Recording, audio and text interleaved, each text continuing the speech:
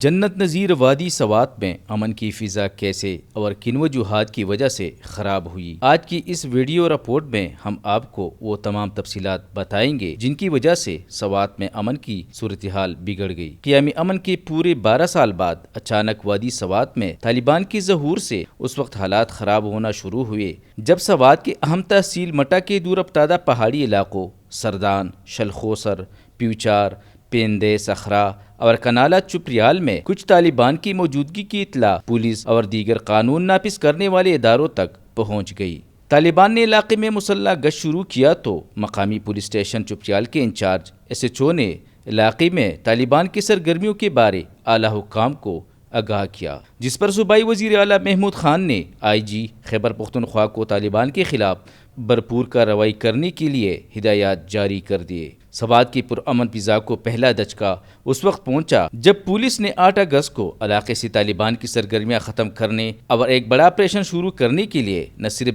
ضلع بھر کی پولیس اور دیگر فورسز کے علاوہ ایلیٹ پولیس اور البرق پولیس فورس کو بھی علاقے میں جمع کیا۔ مٹا کے علاقہ شور میں متوقع آپریشن کے حوالے سے IG Khyber Pakhtunkhwa, DIG Malakand range اور DPO سوات کو بریفنگ دی جا رہی تھی کہ اس دوران پولیس کو اطلاع ملی کہ تحصیل مٹا کے دور افتادہ پہاڑی سلسلہ میں پولیس کا ایک DSP پیر سید خان، پاک فوج کے 2 رینک آفیسر طالبان کے ہاتھوں یرغمال ہوئے۔ اطلاعات کے مطابق پولیس کا DSP پیر سید خان فائرنگ کے تبادلے میں پاؤں پر گولی لگنے سے زخمی ہوا۔ زخمی DSP اور پاک فوج کے یرغمال آفیسرز کو 9 اگست کی رات کو مقامی جرگے کے ذریعے بازیاب کرایا گیا۔ طالبان کے ہاتھوں پولیس اور پاک فوج کے افسران کے یرغمال بنائے جانے کے بعد ایک طرف صوبائی حکومت نے پاک فوج کے ساتھ مل کر بڑے آپریشن کے لیے حکمت عملی اپنائی اور اس مقصد کے لیے پاک فوج کے 3 بریگیڈ دستے سوات پہنچ گئے، تو دوسری طرف طالبان وقفے کے ساتھ سوات کے مختلف علاقوں میں اپنی کارروائیاں کرتے رہے۔ 13 ستمبر کو امن کمیٹی کے ممبر ادریس خان پر ریموٹ کنٹرول بم دھماکہ کیا گیا، جس میں ادریس خان سمیت 8 افراد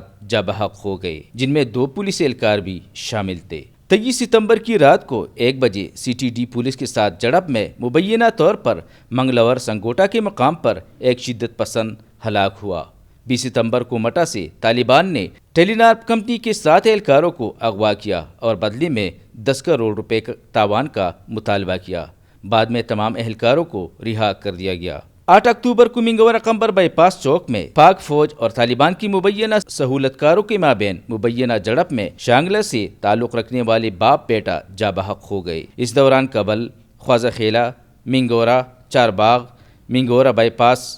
انگروڈیرے چوک، بریکوٹ اور مٹا میں کئی احتجاجی مظاہرے ہوئے جن کا مقصد صرف اور صرف سوات میں امن کی بحالی تھا۔ سوات میں سول سوسائٹی اور عوام کی جانب سے شدید احتجاج کے بعد سوات کے بالائی علاقوں مٹا، چار باغ اور تحصیل کبل سے طالبان کی واپسی کی اطلاعات ہے۔ سوات میں حالات معمول پر آ رہے ہیں اور لوگوں کے دلوں میں جو خوف و ہراس موجود تھا وہ آہستہ آہستہ ختم ہو رہا ہے، کیونکہ جن علاقوں میں طالبان نے مبینہ طور پر اپنے پناہ گاہیں بنائے تھے، طالبان نے وہ تمام علاقے خالی کر لیے ہیں اور وہاں پر اب پولیس اور دیگر قانون نافذ کرنے والے اداروں کے اہلکار ڈیوٹی سر انجام دینے میں مصروف ہے۔